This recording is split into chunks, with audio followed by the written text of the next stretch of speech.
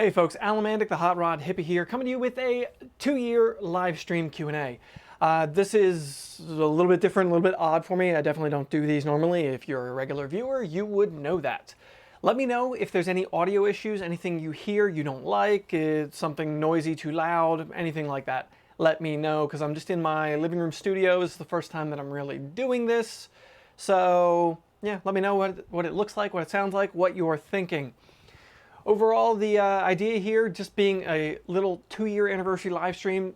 This coming week, July, I think it's like the 8th or 9th, is going to be the 2-year anniversary of the HotRodHippie YouTube channel coming into existence. My turning this channel from just being a place where I put random videos for years into an actual dedicated brand concept thing that I wanted to put forth with a goal in mind of creating quality content around metal shaping, tools, all the stuff you folks watch on a weekly basis now.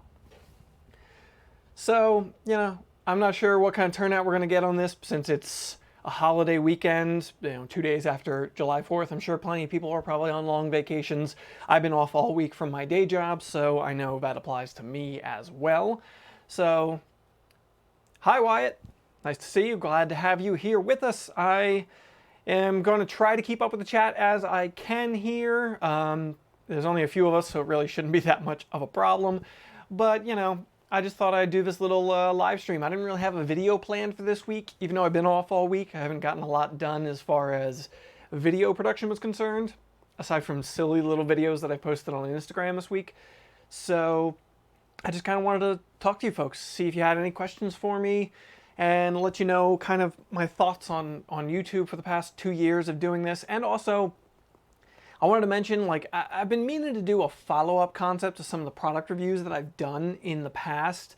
You know, generally when I review a product, I work with that product for however long I feel I need to get a feel for it, a good use case for it, make sure that I'm doing justice and I'm giving you a quality review, but also get a review up in a timely manner. I can't use a product for a solid year or 2 years and then do a product review. I'm late to the party at that point.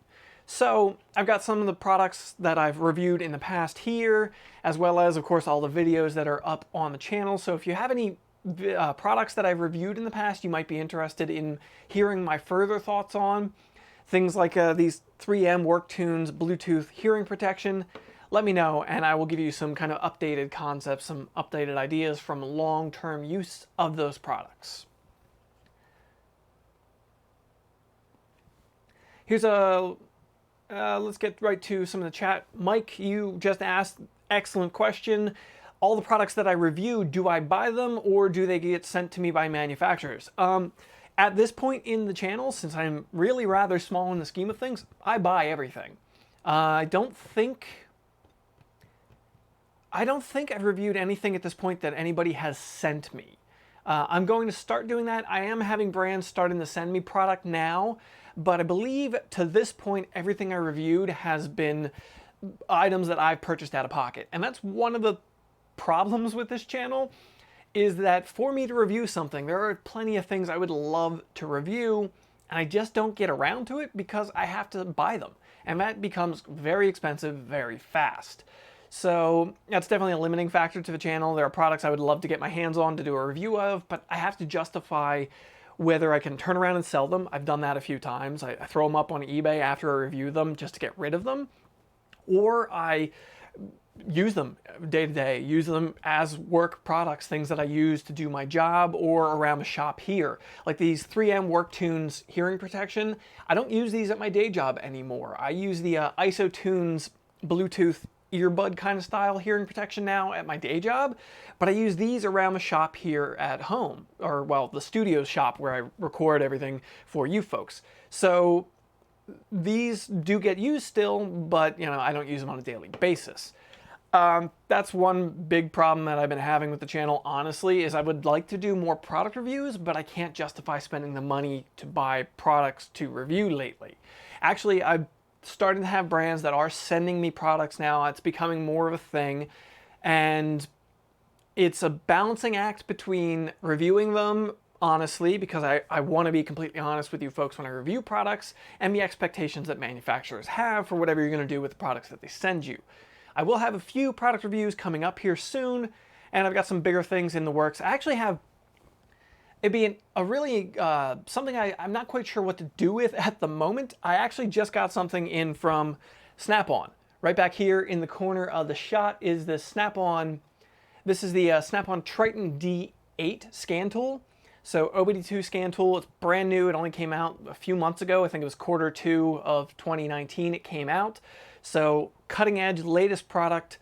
But I work on hot rods and custom cars. So while I am an ASE certified auto tech, I'm not quite sure what I'm going to do with that thing yet as far as video is concerned. If you have anything you might like to see based around scan tool stuff like that Triton, let me know what you think about that in the chat or in the comments on other videos. Let me know what you're thinking.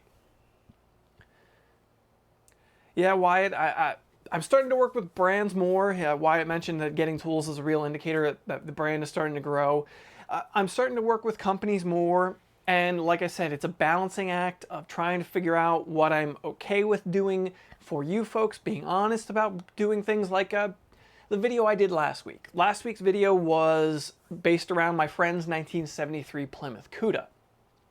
I don't know if any of you have seen that. It's not doing exceptionally well. It's a holiday week. I kind of expected that. But that video was all around that car overheating and vapor locking. Mainly vapor locking was the problem he was having with it. The folks at Wizard Cooling Performance Radiators reached out to me. They wanted to work with me on doing a video. I use their products. I already believe in their products. I use them in the custom car builds that I do at my day job.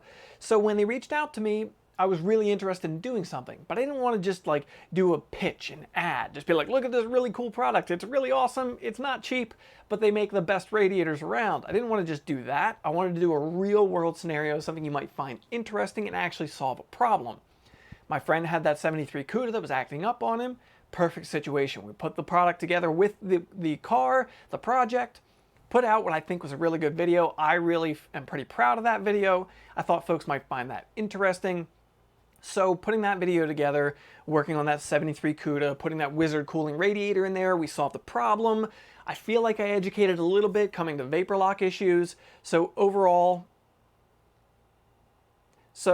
it's just trying to put those things together into a video. It's hard to do, hard to balance, but I think I achieved it on that video. Other times I get these companies that reach out to me and they just want to send me like something off Amazon, like I've got this thing that plugs into a cigarette lighter of a car. It's got nothing to do with your channel, but we think you do content about cars. Like, it's such a hard line to balance what's actually worth doing. So Wyatt mentioned to you, scanners are of interest to you. Yeah, I've seen you do some of the scanner stuff on your channel. And yeah, there are a lot of folks that do scanner stuff. That was kind of a weird place for me. SnapOn reached out to me about working with them on that scanner, and it's SnapOn. I'm not going to say no to SnapOn. I think I can do their products justice, and I wanted to see what was going on with them, what I could do with that product, check it out. You know, I needed a new scan tool around here, so I'm definitely interested in seeing what that thing can do. I'm going to try and put it through its paces and do a real video about it. At the same time, is that necessarily what my channel's about? Not the primary focus, but doesn't mean that it can't be part of it. I want to kind of continue to blend things in on here. I know my background in my channel is primarily fabrication focused and custom car focused, and I want to continue down that path, but I need to reach broad appeal too to see the channel grow. It is continually growing, and I'm very happy with that. In the past year, we've almost doubled the subscriber count from this time last year, so that's really excellent. I'm really happy with that. In the 2 years, this being the 2-year live Q&A kind of situation we're doing here, in the 2 years that the HotRodHippie channel has really existed, I've grown by over 9,000 subscribers, I believe. Like, we're at 11,000. Let me see if I can get a count here. I've got stuff up here on my screen, but it's not telling me everything. There, I can look at my phone. I think we're at 11,600 as of today. So the channel's growing. It's getting bigger, and it's working on getting to those bigger places, and I'm happy with the way things are going. I just need to find the way to keep bringing the content to you folks. Cadet of Space, what are your thoughts on reviewing shower curtain rings? I'm not 100% what you mean, unless you mean all the random ass you know, Amazon sellers trying to get me to review their products that don't make any sense. Yeah, they go right in the spam scrap junk folder on my email. Once in a blue moon, I might respond to them just being like, what do you think I do? Have you watched any of my videos? But for the most part, I kind of just throw those off to the side and don't worry about them. What are my 3 most favorite tools? Can you buy anything and make your life easier and the job faster? Or can be anything that makes the job easier. Okay, well, my 3 favorite tools. I'm going to focus on this from the perspective of what I do mostly. Metal fabrication, auto restoration, that kind of stuff. That's my primary focus of my day job. From that perspective, I have, it's kind of a cop-out. I've got all 3 items sitting right here in front of me, and I don't know if they're jumping to mind because they're sitting right here in front of me, but let's go with this. Hammers and dollies, good quality hammers and dollies. I cannot live without them. I really like these Covell ones that I reviewed recently. These are sitting around in the studio shop space where I'm going to be working with them, but I can't live without good hammers and dollies. Anytime I forget one of my hammers one place or another, I'm at a loss and it really screws me up. Another thing, good die grinders. Good quality die grinders make my life so much easier. The shorter the head is so I can fit into tighter locations, the better. Also, I have like a half dozen of these things because I don't want to have to change out the tooling every time that I go from one operation to another. Like right now, I got this set up with this hook and loop pad on here for using actual DA paper. I cut DA discs down to fit on this, and I use this for kind of a little bit more finishing, metal finishing work. But I have more aggressive ones, stuff like that. So that's actually a great one. And then hearing protection. I have, what's it called? Ringing in my ears. I have a constant ringing in my ears. There's a term for it. It's escaping my mind at the moment. But I have a constant ringing in my ears. My hearing is not 100% because of years of not paying enough attention to taking care of my ears. Growing up around race cars and construction, working on cars for a living, doing all of this stuff, I didn't take care of my ears to this point. I'm in my 30s now, and I should have taken care of them long, long ago. So, you know, tinnitus. Thank you, Wyatt. That's it. Yes, I have that. So when I lay down at the end of the night and I start to relax, I just hear ringing and it gets so annoying. It's so frustrating, but it is what it is. So I do the best that I can to take care of my hearing now. So good quality hearing protection, good quality hammers and dollies, and then good quality die grinders are probably... They're my most commonly used things. Like I show up at work, my hearing protection goes on, and that's pretty much it for the day. Ron Covell in the chat there, thank you very much. I really, really cannot recommend his hammer and dollies enough. He thanks me for the great review of his products. I really believe in them. I believe in Ron. He's a great guy. Check out his products if you're interested. I did a whole review on these if you haven't already seen it. So, thank you for everybody who chimed in with what my hearing issue is. I should have remembered that, but yes, tinnitus. That is it. Go back here a little bit. Verl Sheets said, love the CUDA video. Thank you very much. I appreciate that. And it is what it is. The hearing is it's just an issue. It's just an issue. It's just something I have to deal with. I'm going to do the best that I can going forward to take care of my hearing so it's not a continual issue. And it really hasn't seemed to get worse in the past 3-4 years that I've been paying far more attention to wearing hearing protection on a regular basis. So I'm hopeful that I headed it off at the pass. I had a lot of ear infections when I was a kid. I had a lot of problems with that. Actually, I was talking to my mother recently, and she has blown out her eardrums just randomly, like her eardrum pops a handful of times already in her life. So it may just run in the family that kind of hearing issue runs in there. I don't quite know for sure. Bob Woodhams asked, do I hammer form often? No, I really don't.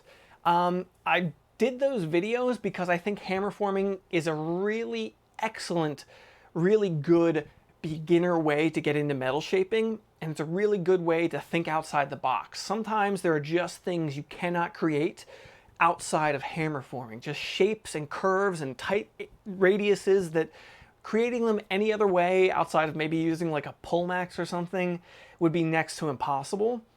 So I started making those videos because I felt that was a really good way to reach to people who are doing this themselves, do-it-yourselfers, doing it at home, don't have a lot of equipment.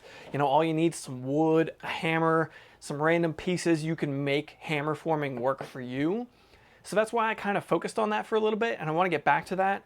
I actually have a few projects probably on the 1955 Chevy Bel Air that I'm working on at work right now that will be using hammer forming and focusing on that. So I will be doing more of it in the near future. If you don't follow me on Instagram or Facebook, you can check out on there. I've been posting like project stuff as we go along on that project at my day job. So you might be interested in checking that out, checking out what's going on with that project. I'm working on the intake airbox for that, and it's gonna be a pretty complicated one. That's an LS3. It's the 495 horsepower LS3 from GM Performance Parts. We put mid-length headers on it. I'm building an exhaust with 2.5-inch pipes and an X pipe, and built a cold air intake for it. I'm in the process of building a cold air intake for it. And then with a tune, I'm hoping to get that a little bit over 500 horsepower output at the flywheel, so we can get closer to like 400, 450 at the wheels on that thing. That's the goal. The intake right now, I'm probably going to be doing some hammer forming on that this coming week, actually. So you might want to check out my Instagram for that to keep up with that if you're interested. Trev is here. Trev's blog. If you never checked out Trev's blog, he does some cool videos about like metal shaping, auto restoration stuff. You might want to check him out as well. He's working on something right now, working in between coats of primer. Glad to have you here. Do you use homemade or really modified tools? As far as homemade tools, I actually don't use a lot of homemade tools. There's one thing that I use, especially when I'm doing hammer forming. Let me see if I can pull it up here real quick. There's one tool that I do use that I made myself. That is my corking tool. Corking tool. That's the thing that I use the most that I produced myself. And let me switch screens here for you folks. Nope, I'm on the wrong screen. Darn.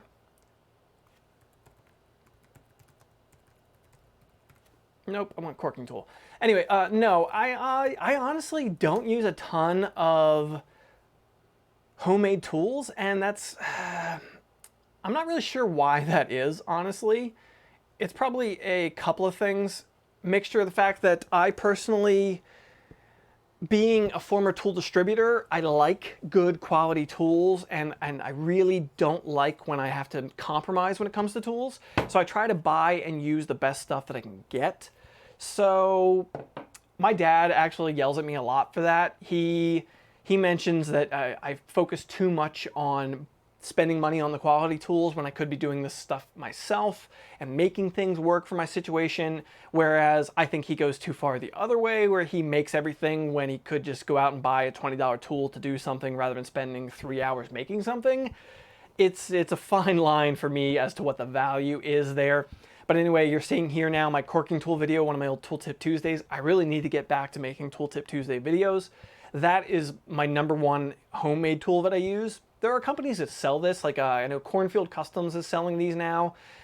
Tin Man, Metal Man Sweden, I'm sorry, I believe it was, used to sell these, but he kind of seems like he got out of the metalworking business. I think he got a little fed up with people stealing his ideas. I mean, I made one of his corking tools rather than buying it from him because I had all of the materials lying around to do it. So it didn't make sense to me to order one from overseas. Sorry. But, you know, I understand that frustration. I definitely do. But for the most part, I work with stuff that I have myself. I don't make tools for the most part. But let me think. The #1 thing that I make when I'm making tools is hammer forms. Making my own hammer forms to shapes that I need to be doing. You're not going to buy hammer form. I guess you could probably, somebody could sell hammer forms for specific shapes, but yeah. Let me get back to the chat here. I feel like I rambled on about that one probably enough. Wyatt just subscribed to Ron Covell. Awesome. Oh, Trev too, I believe. Yeah, okay. Boxcars Garage, love the Hot Rod Hippie channel. Thank you very much. Trev says he loves the Steve Shepard video. Very inspiring and well shot. Thank you very much. That's one thing I hope folks notice is I try to focus on making these things look as good as I can. At the end of the day, I know that I can't always be the best at everything. So one thing that I try to do is have a great looking image, because no offense to anybody who just works with their cell phone. There's nothing wrong with filming with your cell phone or a less expensive camera. I don't expect everybody to go out and spend a ton of money on camera equipment to film YouTube videos when they're building cars all day long. Like, I get that that's not everybody's MO. It is my MO. Like the camera we're working with right now, this is not a webcam. This is my Panasonic Lumix GH5. It's a 4K 60 FPS capable camera. It can shoot like up to 196 FPS frames per second for super slow motion. Like, it's a passion of mine to make things look good. So I'm constantly working on making things look better as I can, just to hopefully kind of stand out, make myself, stand out to brands, to companies, to viewers. If I can't be the best at maybe producing how-to videos, or I can't produce as many tripping all over myself. If I can't produce as many how-to videos as I would like to, or the quality of how-to videos as I would like to, because I just only have so much time in the week, I might as well make the videos that I can make look as good as I can. That's my goal. The Steve Shepard video, I was happy to highlight Steve. I love Steve's work.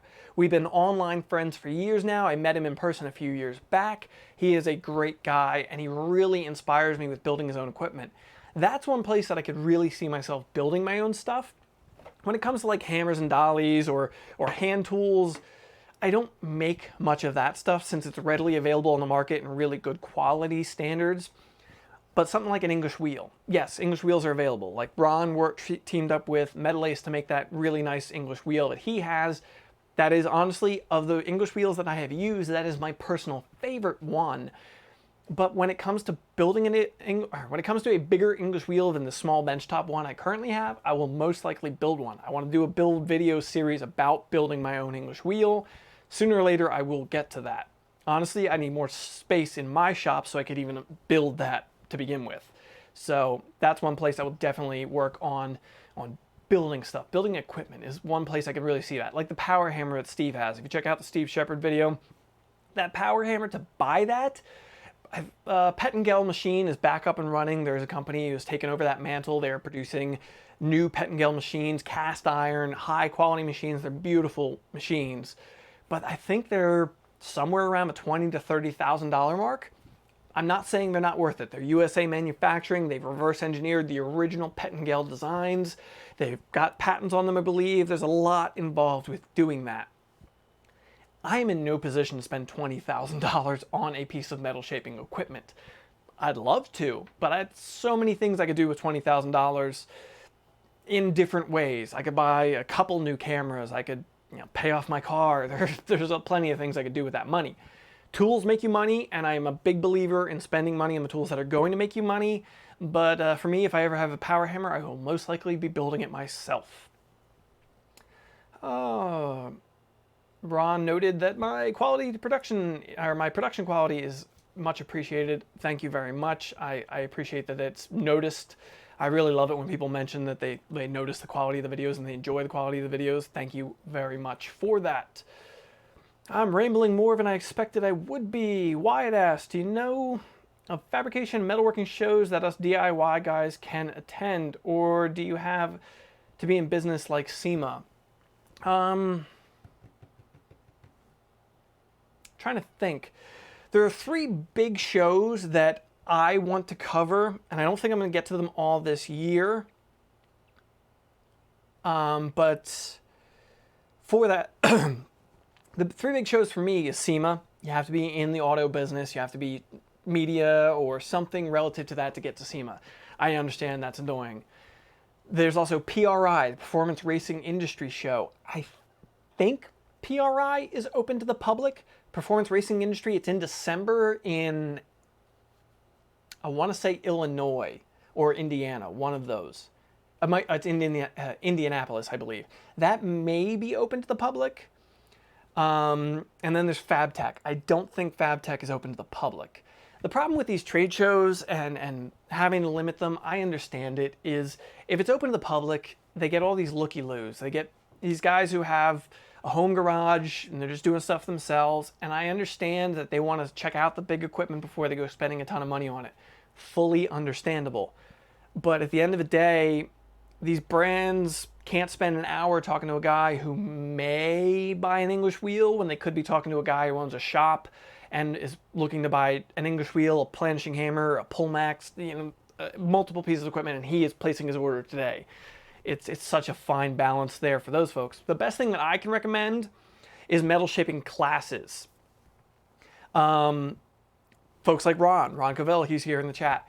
Ron goes around the country touring and doing metalworking classes, and he actually just kind of asked a question, offered up some concept for the talk here about talking about how to get into it with metalworking.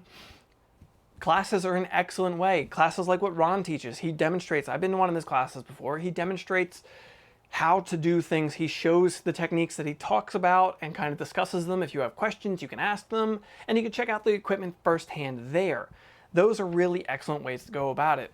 Like I said, Ron tours around the country teaching classes at different shops, so that gets you in the doors at a shop to check out what's going on there, the projects that they're working on, and the ideas that they're presenting to you, and also him teaching you techniques. Ron's classes, in my opinion, are very affordable as well, so I definitely recommend Ron Covell. Check out his classes. But also there's various other ones. There's Faye Butler here in Massachusetts. Also here in Massachusetts is Ray Shalene. He mostly has home-built equipment, so if you're trying to check out like the stuff you can buy, he's not a big believer in that, and that's fair. I understand, and his stuff is really neat. I've done a tour of his shop you can check out here on the YouTube channel as well, but classes are both the best way to get into this, in my opinion, and also to experience it, because you'll not only get experience on different tools than you have yourself, so you can see, like, a lot of people to go to a metal shaping class and they'll think, I need a pull max. I need a pull max to do what I'm trying to do. And when they go to class and they use a pull max and they realize just how unwieldy that tool is, like, I have a pull max at my day job. I use it once a week, maybe. And that's pushing it. Usually like 2 to 3 times a month I use the pull max. It takes up way more space than it's probably worth to me, but I have it, so we're not gonna get rid of it. But that's a situation where a lot of these people, they go to these classes, I need a power hammer. Then they run a power hammer and they see how difficult it is and how much of a learning curve there is to it. So they learn that maybe I need to step back and work with my hands a little bit. And the other best way to do it is just do it. Like I say in all of my videos, practice, practice, practice. Pick up a hammer, pick up your hammers and dollies on a piece of metal and start hammering on it. That's how people learned this to begin with in the initial, like, you think cavemen were shaping, well, cavemen weren't shaping metal, but you understand where I'm going with that. Like somebody somewhere in this line of history picked up a hammer, hit it against a piece of metal, looked at what happened, and recreated it or changed it because it wasn't the result they expected, and kept working at it to produce the image or what they were trying to create. So practice makes perfect. Classes are an excellent way to do it. Car shows, some of these companies, like I know right now is Iowa, Good Guys Rod and Customs car show right now. I know Trick Tools is there currently. And then I know Mittler Brothers goes to some shows, so you can check out their equipment firsthand. Like at SEMA, Ron does demonstrations on the equipment there at the Trick Tools booth. So those are good ways to go about things. Let me get back to the chat here. Oh,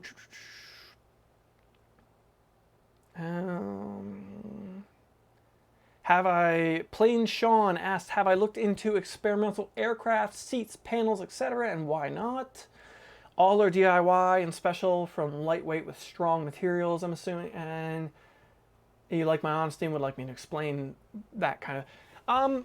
I haven't focused on the aeronautic industry or aircraft in general because I feel like a lot of what I do is applicable to that. It already kind of goes to that end. You know, I've done riveting videos. Granted, I haven't done riveting videos to the actual structural level that I would feel like you're going to pass FAA inspection on that. So it's probably a double-pronged sword there, that why I haven't gone necessarily into more of the aeronautic stuff. One, because I feel like a lot of what I do already dips into that and is applicable to those folks. They can gain knowledge from what I'm doing now. And also, I build custom cars. I don't build planes, so I don't have the experience. I have minimal experience with the aeronautic industry because when I used to sell tools, I sold tools to helicopter shops. I had a couple of I had one, I think I had one helicopter shop where they actually restored helicopters. They took them, decommissioned military helicopters, and they turned them into like forest fire ones. So for like Forest Service, they would turn them into those ones that dip down, pick up the water, and then drop it on the fires. So that's where my experience as far as the aeronautic industry comes in. So I will definitely consider looking more into that end of things because I'm sure I'm missing things I could be teaching and covering. What I really probably need to do, I know for a fact in Connecticut there's at least one, if not two places that build planes. They restore and build planes. I believe one of them like restores Mustangs, and maybe I need to reach out to them about doing like a either collaboration video or work with them on a shop tour video or something. Just check out their system, what they're doing, pick their brains. That might dip my toes into that a little more so I can get a feel for videos that you folks in the aeronautic end of things might be interested in. Thank you for that input. That's excellent question and asking or pointing me in a good direction. Sorry if I've already talked. Danny checked in. He just joined. What tools would I recommend to start with if you're trying to get a job at a custom shop? I actually did a video about this, kind of. I did a video where I asked folks like Ron Covell and other folks in the industry who are professionals doing what I do right now, myself included. I would put my 2 cents in that video. And I will try to link that. You could check it out if you're interested. Let me see if I can pull it up here. First Tools, HotRodHippie. The overwhelming response on that one, joy, search my own stuff and it doesn't come up. That's great. Oh.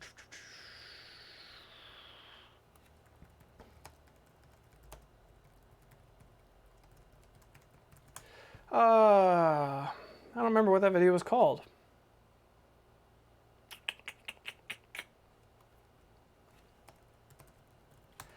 Anyway, the overwhelming, what tools to buy first? There it is. Let's switch over to screen share here so you can check it out.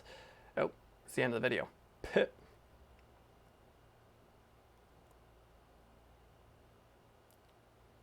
Am I on the wrong screen? I'm on the wrong screen. Jeez. Sorry, folks. This is my first time doing a live stream like this, so I'm having some growing pains with it. There we go.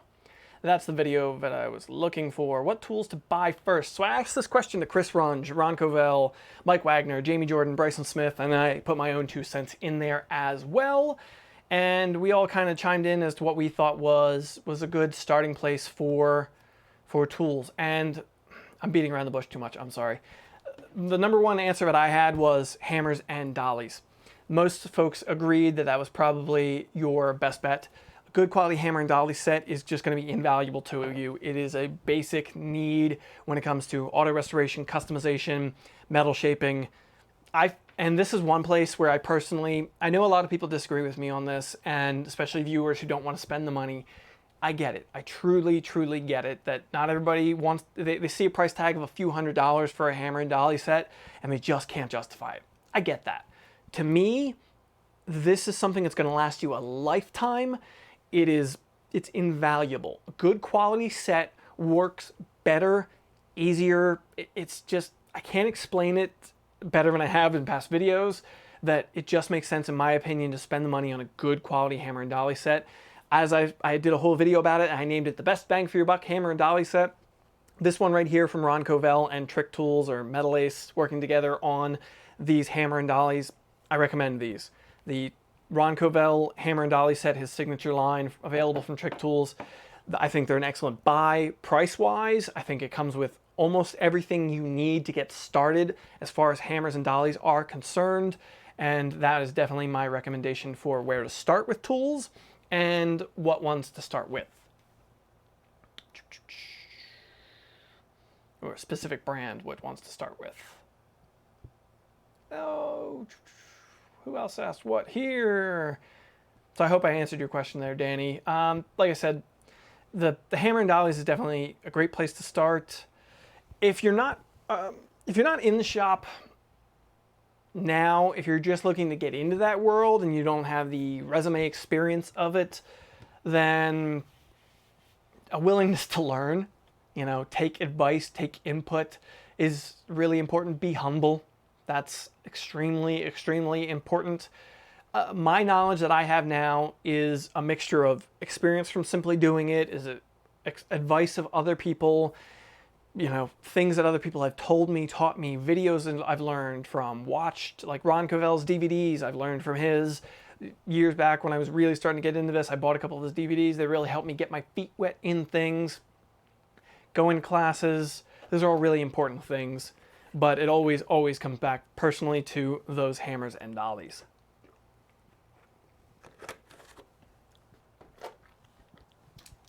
Also, the die grinders, I mentioned this earlier in the video, or in the live stream. Die grinders, good quality die grinders. This is my go-to budget recommendation one, by the way.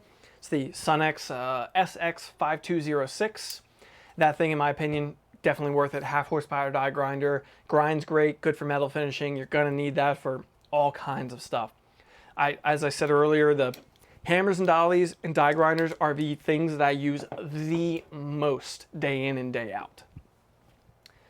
Trev mentioned we're in the same boat with the big ticket items. Hopefully I'll be building an English wheel next year. He got inspired by Ron as well. Excellent. Yeah, I find Ron is, I don't know if you're still here in the chat, Ron, but Ron is one of the absolute nicest people I've ever met personally. And also he's a good teacher. He has a really good way of explaining things that a lot of people can connect with. I think sometimes I can get a little bit technical because I try to treat everybody like they're not an idiot. And how do I put this? It doesn't come off bad. I don't want to be somebody who comes to you thinking you don't know anything. I'd rather come to you hoping that you have a basis and explaining the basics as I go as well.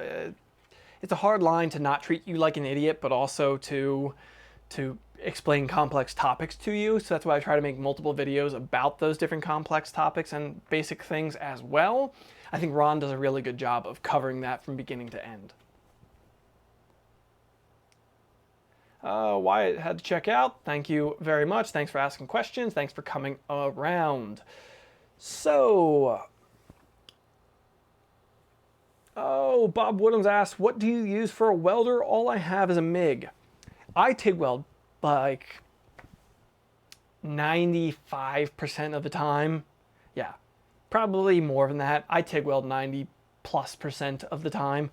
The machine that I use right now is a Millermatic 250, I believe. It's an old machine, old, big regulator, transformer, rectifier machine. Like it's a big boy.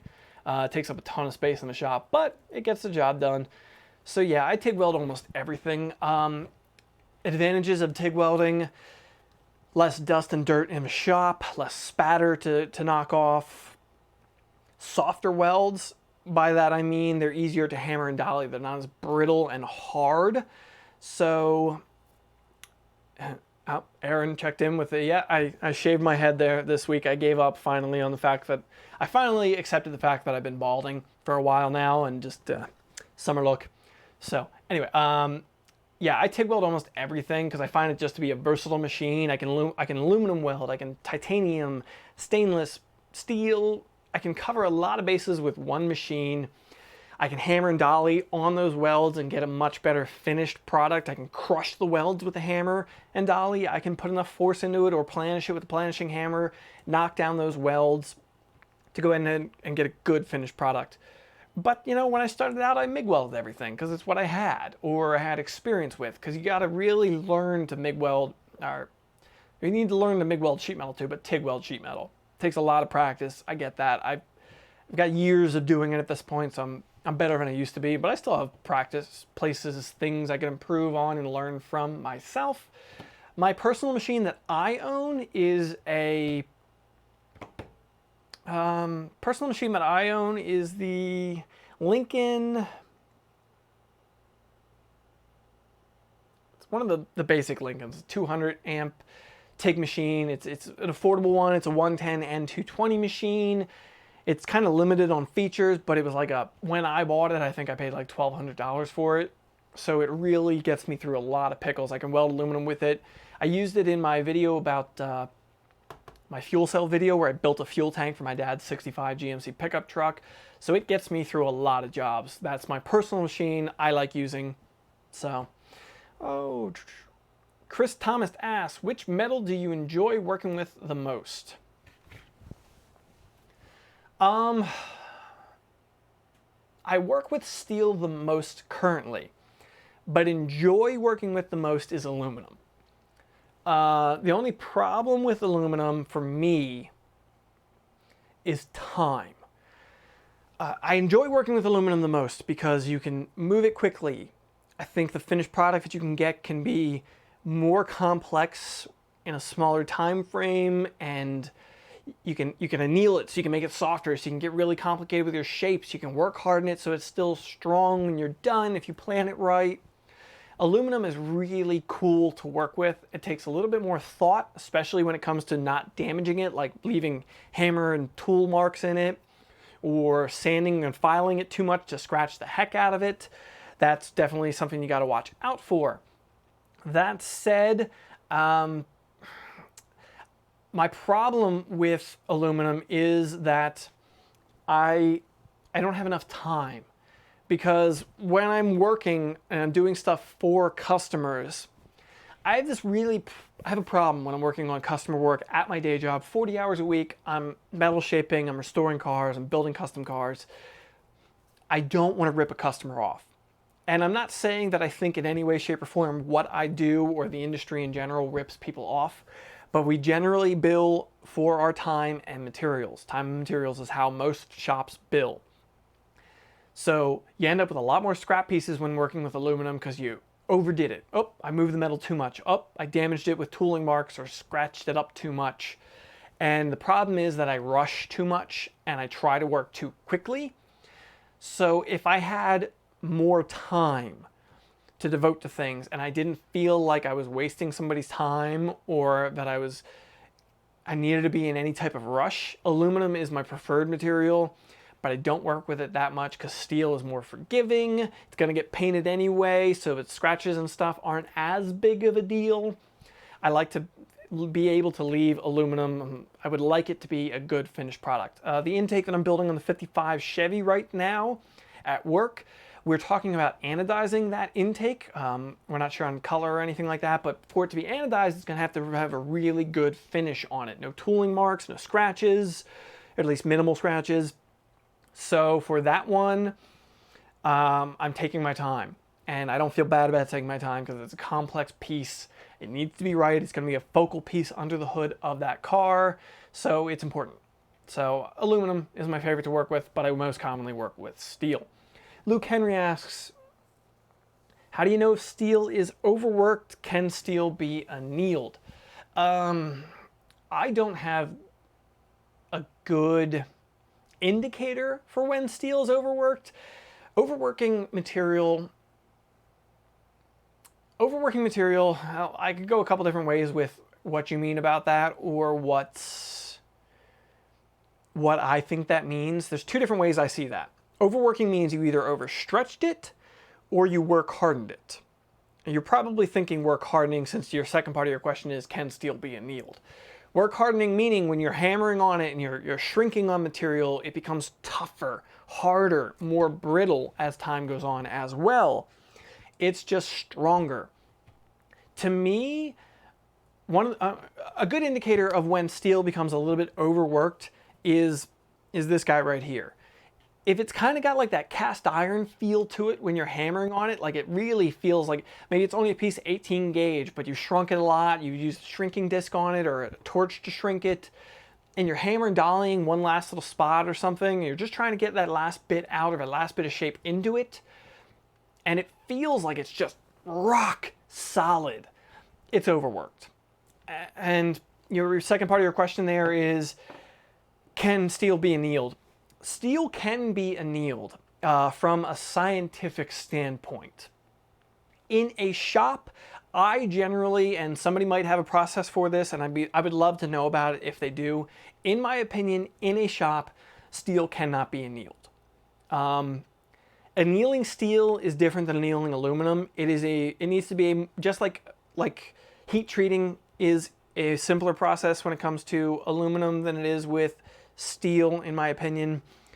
It needs to be more controlled.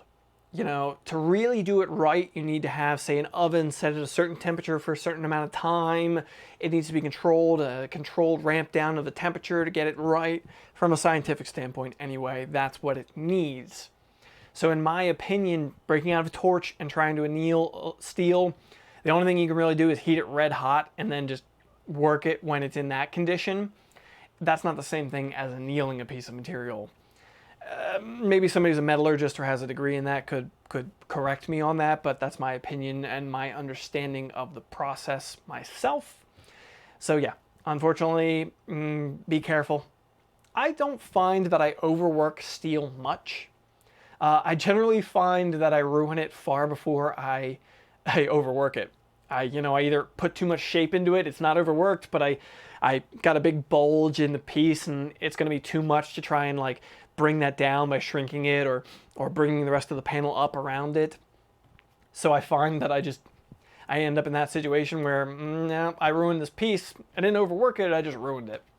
The only times that I have problems with overworking is on restoration work. When I'm doing restoration work, I find I most commonly run into this on like, 1 second.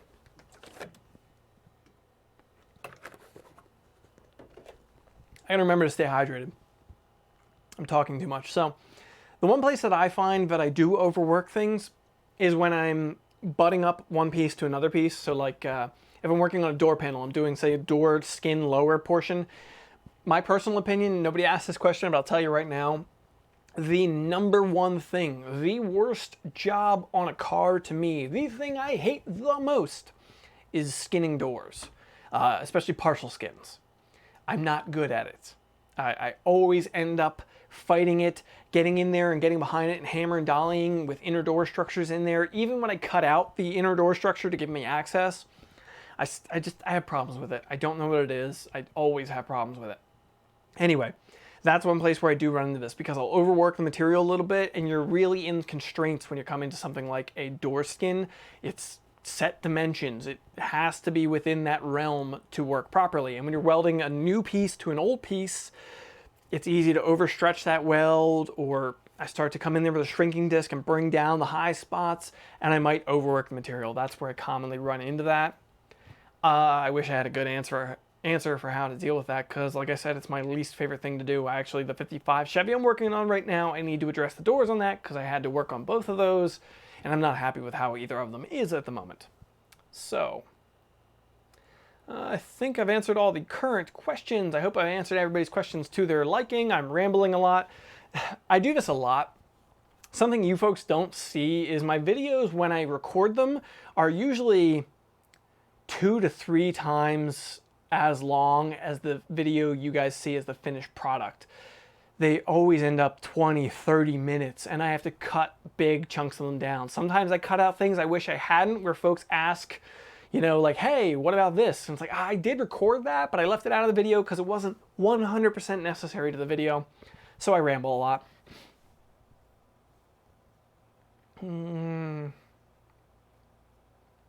Trev said that softening steel when it's high carbon steel is easier and more noticeable than with mild steel. That makes sense to me. The carbon content is where the problem comes in. The closer a piece is to the more carbons in it, I feel like the higher the alloy of the carbon, the more the softening is going to do something, because the mild steel is a little bit closer to iron in the spectrum of alloys. It's probably something relative to that. I was studying metallurgy for a little while, trying to, because I like to know the background of what I'm doing. I want to know why things are happening when I'm doing them in metal shaping. And so I was doing that for a little bit, but metallurgy books they're dense. They're tiresome. They get old quick. So I need to get back into that. I have a couple metallurgy books I should really finish reading.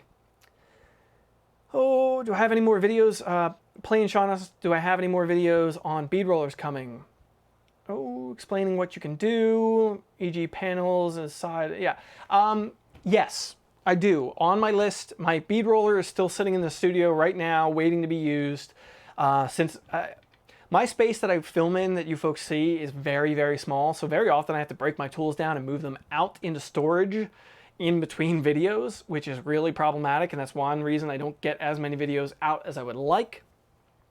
Anyway, my bead roller is set up right now, so there will be bead rolling videos coming soon. The next few weeks, I'll probably have at least one or two. I have some ideas for things that I could do with a bead roller to show you different techniques. Things like I'll probably work on maybe tipping a flange, and maybe another video about, right now one of my most popular videos is my video about how to bead roll without warping. That's been getting more comments and views lately. Appreciate that if you came to me via that video. So yeah, that video has been pretty popular, so I need to get back to that topic. Boost and Ho, Ahmed Boone here. Hi, hello. Love my channel, thank you very much. How you build customers, by job, by hour. Also, where's the shop located and name? What's your hourly rate? Okay, I mean, that's all fair questions, industry stuff. Personally, I don't own a shop right now. The shop that you folks see, I only use for doing projects for videos. I don't currently have a shop of my own. I work for somebody. The shop I work at right now is a shop in New Hampshire, southern New Hampshire. It is called A-Class Act Auto, a restoration customization shop in Ringe, New Hampshire. So if you ever want to see about getting something done by me or just checking out the shop, we are in Ringe, New Hampshire. I honestly don't know what our hourly rate is there. I've been there for 3 years now, and I don't know what they charge per hour or anything like that. Everywhere that I work, because that's not my side of things, that's the boss's responsibility. Other shops that I've worked in the past, I did do quoting and estimating and not so much billing, but I did do more of that end of things, managerial type of stuff. This shop, I mainly just do the work. Anyway, those shops I knew the rate because I was doing that kind of work, the rating, quoting, and all that. Everywhere I ever work ends up being charged by the hour, time and materials. So however much time you got into it and whatever materials it took, that includes welding wire, bolts, nuts, that stuff adds up really quick. Welding, gas, you know, all that stuff needs to be billed for. I see a lot of shops that don't bill for that stuff, and I don't know how they do their books. Maybe they charge an overall shop fee, you know. Every project gets charged couple $100 for the equipment that they're going to be using while the car's here. I'd rather be fairer about that personally, but that's not my business either. So yeah, hourly is generally how everything I do gets billed to my knowledge. Sometimes it's by the job, especially, you know, if somebody wants to get a couple of something done, they want a few pieces banged out, it might be a flat rate quote of like, well, that should take this long, we're going to charge this much. And at the end of the day, it took 2 hours longer than I thought it was going to, but I already quoted the guy, so to be fair to them, they're going to get charged what we said. That happens. Or what also happens sometimes, especially in shops, hard part of owning a shop is being fair to the customers. A lot of people don't understand what this takes. We have to hide scrap, I guess, might be a way of putting it, because some people are never going to understand that I had to make things 3 times before the finished product turned out the way I needed it to turn out. The intake, a cold air intake that I'm making on the 55 Chevy that I'm working on right now, the one that I posted on Instagram last week and will be posting more of next week when I get back to it, that intake box, air box, is the 3rd iteration of that air box. I started out with a heavier plate design, then I realized that it wasn't working out the way I wanted it to. It was a little bit too heavy. I was gonna have to make really complex mounting for it, and it wasn't going the direction I liked. So I went to sheet metal. Then the sheet metal, the dimensions were I got it all made up and they seemed like they were going to be good, and I just didn't like the dimensions the way they looked, and there was an interference issue with the hood. So rather than modify that piece, since I already didn't overall like where it was headed, I scrapped it. I moved on to the third iteration. Now I'm happy with the third iteration. Now the customer on that 55 Chevy is a good guy, and he understands that to get the finished product the way I want it to be and the way he's going to be happy with it, that's what it takes. Some customers don't get that. And it's really hard to manage. It's really hard to manage those people and those jobs. So a lot of times, I know happens from time to time, we bill by the hour, but the boss, the owner, the manager, whatever, will just knock hours off.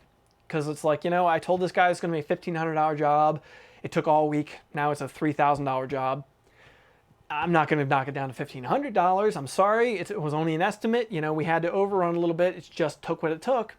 Well, I'll meet you in the middle. I'm giving up quite a bit here. We're going to go down to like 2,200. I don't know what they're doing, but I know that happens from time to time. It's a really hard line to toe with that. So yeah, back to that A-Class Act Auto, Ringe, New Hampshire. That's where I'm working currently. And yeah, I like it there. Good guys, good shop. Really believes in quality and getting things done right. So I enjoy that. Doesn't look like any new questions. Let me get back here to, I said I was going to do updates on product reviews, but I haven't actually done that so much in this video so far. I did mention the Covell hammers and dollies. I really believe in these. I think they're an excellent product. I said that in the review though, so that's not really news. Biggest thing I probably could mention, this video was mildly popular, and since I see the Amazon affiliate link analytics, I know people do buy these from time to time. The 3M WorkTunes Bluetooth hearing protection. I covered these in the video pretty well. The only update I have to give on these things is I don't use them anymore for a couple of reasons.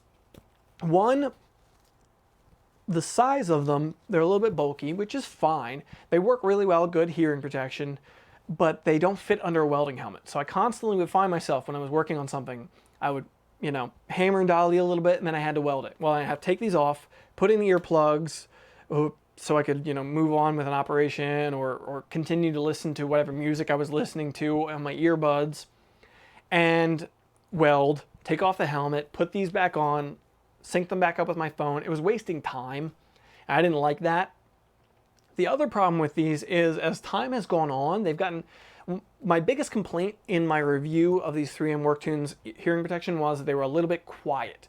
They were just too quiet for my liking in day-to-day use. Now, I understand why they do that. It's to protect your hearing. It wouldn't make any sense to have hearing protection that gets so loud that it hurts your hearing. But they were already borderline too quiet when I got them. As they have aged, they have only gotten quieter. I don't think it's my hearing. My hearing, I think, is still doing fine, but they have gotten quieter as time has gone on. I don't know if the drivers have gotten weak or what.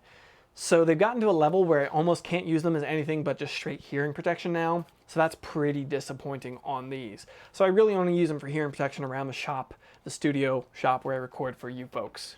I use the IsoTunes earbud style earplug ones now. I did a video about those, product review. I still use those on a regular basis.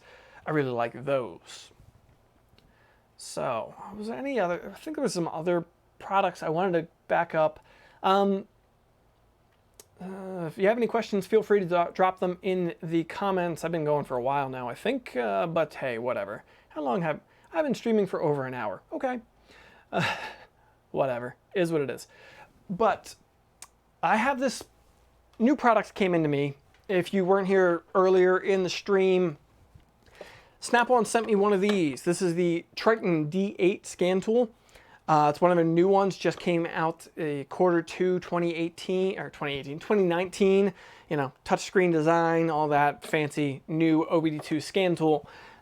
Let me know if there's anything you want to see about that. So I'm not 100% what I'm going to do with that tool right now. It's got a 2-channel lab scope built into it. I want to play with that a little bit. I have some ideas for that use. And I'm going to, you know, hit up some friends and see if I can start doing some diagnosis stuff with it, break it down, really see what the tool is like. But I'm curious what folks might like to see about that scan tool, video ideas you might have for it. If you have anything like that, feel free to let me know. hit me up in the chat to let me know what else you might be thinking about. Let me see if I can pull up my playlist of tool reviews here. I want to go back through and see if there's any other tools I want to be giving you updates about. Hope everybody in the US anyway, I know not everybody who's watching is from the US, but I hope anybody who was in the US or is in the US had a good 4th of July. I have personally been off all week and doing stuff around the house and the studio, so I can't complain by any means. Definitely not. I know I'm going to have some product reviews coming up shortly.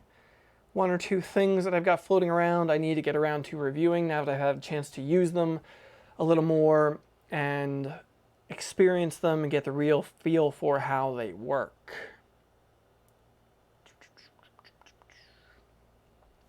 Looking back through my review playlist here, might as well switch you guys over to this view so you can see it.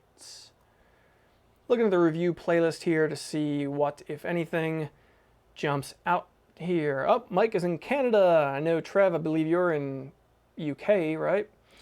Yeah.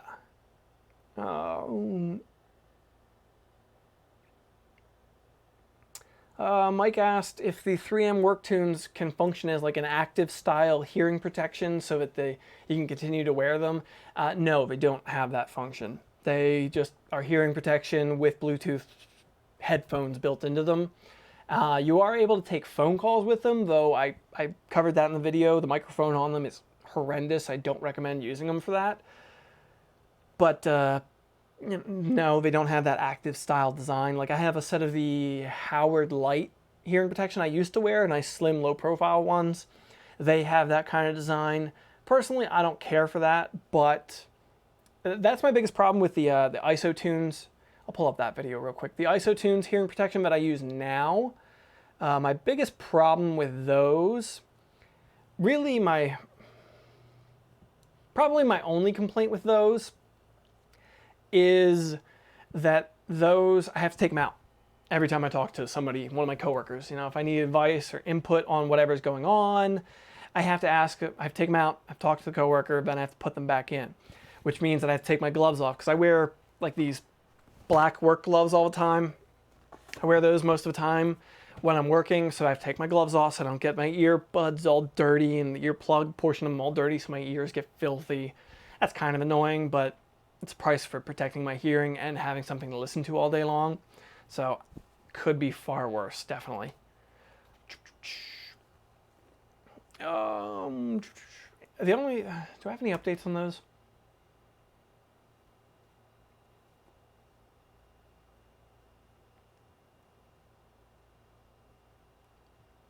Ahmed asked if I have any reviews on paint guns or any content.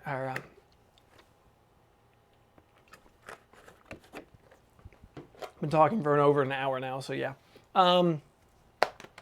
Any reviews on paint guns? Do I do painting? I don't paint. I would like to expand the channel into paintwork, bodywork stuff, but I don't do that, so I will have to find somebody to collaborate with if I'm going to go that direction. That is something I'm thinking about in the future, but that is not a current primary concern for me. Since it's not my world, I don't know that I could do it justice personally, so I need to consider options on how to approach that well, because like we've discussed a little bit here is I try to keep my standards, my quality standards, my information that I'm presenting to you to a certain level. So I need to find somebody I can work with in the paint and body world who I think could be articulate, present the stuff accurately to a level that I could agree with or support. So there's a lot involved with that. I would like to get there, and it is on the horizon, but not very close.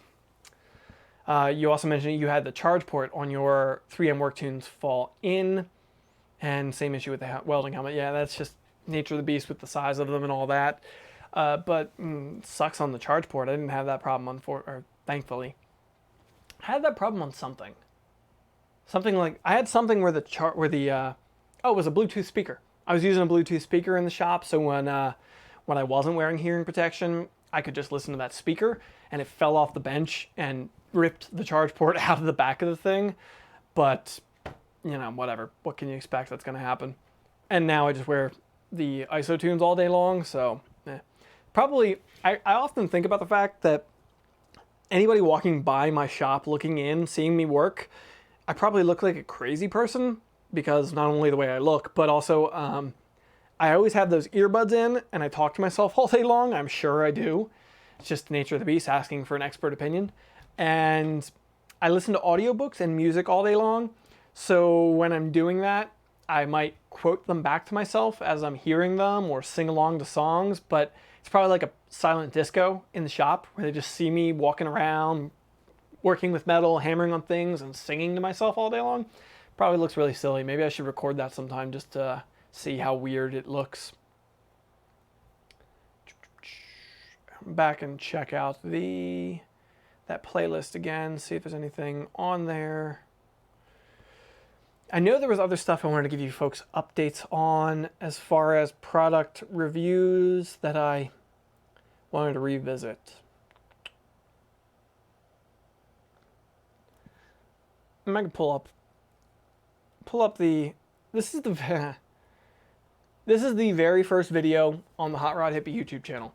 When was this up? July 12th. So July 12th will be the 2-year anniversary of the HotRodHippie YouTube channel. And the first video I did was the Porter Cable Restorer versus the Eastwood Contour SCT, both drum style stripping tools. That video, too long, looks terrible, but in retrospect, it looks terrible. Yeah, I got really bad advice on a camera when I started out on this channel. I asked for advice from somebody who was a photographer who didn't really know video stuff as much, and it's evident in the quality of said video. But anyway, I would love to revisit that video. I would love to review the Contour SCT versus the Porter Cable Restorer as I do reviews now, because I think it would be more succinct, better overall. You know, I could cover it quicker, get all the detail crammed into that video, and overall, I think I could do that video a lot better justice, especially since it never really did as well as I thought it might. It's only at like 17,000 views, which is good. Don't get me wrong, it's definitely good, but I really expected more out of that video, because there's another one or two video. There's another video like that, and never compare yourself to somebody else, but there's another video similar to this that has way more views than that. So it was really strange to me if it never quite hit off, but whatever. I don't have the Contour SCT anymore is the problem. I sold it. I got rid of it because, as somebody asked earlier in the stream, the products that I review, I buy. At this point, companies send me stuff, but I haven't reviewed anything that companies have sent me to this point. Everything I reviewed to this point has been stuff I've purchased, I believe. I don't think I'm lying on that. I'm pretty sure everything I have covered so far has been stuff I purchased. So to make that video, I bought both of those tools. I bought all the stuff. I bought metal to work with, all that, and blah, blah, blah. And then at the end of the day, I was broke by the end of it. So I had to turn around and I had to sell the Contour SCT. I sold the one that I didn't like as much. I kept the Porter Cable Restorer. There's pros and cons to each tool. You know, it's a hard line to balance to get what everybody's looking for in a product review. I still use the Contour SCT, I still use the Porter Cable Restorer once in a while, a couple times a month maybe. I need to go get some new consumables for it, some new stuff to use it with. But overall, I like that tool. The biggest complaint that I have about that thing is getting really close to the edge of stuff. Because the drum is encased on that tool, it's really enclosed. It means that tool, no, I'm on the wrong window here. Because that drum is all encased in there, it means you can't get really close to the edge on that tool. So I can't get close to the edge on the sides, and I can't always get right up to the edge because of the guard around the front of it. That's nice because it means that I can hook up a shop vac to it and get rid of the dust. That is really nice to have, and I work in a really small shop space. It's 400 square feet. At my day job, that's the shop space that I have to work with. As such, when it becomes a mess, I can't do much about it. I sweep multiple times a day. I hate a messy shop. but dirt gets underneath the tools, it gets underneath my toolbox, it's in every corner, it drives me nuts. I would have to pull all the equipment out and sweep and blow it out once a month if I wanted it to be the way I want it to be. So having something that I can hook up to a shop vac is excellent for me. I consider that an acceptable trade-off for the access that the Contour SCT has over the Portal Cable Restore. Some folks don't.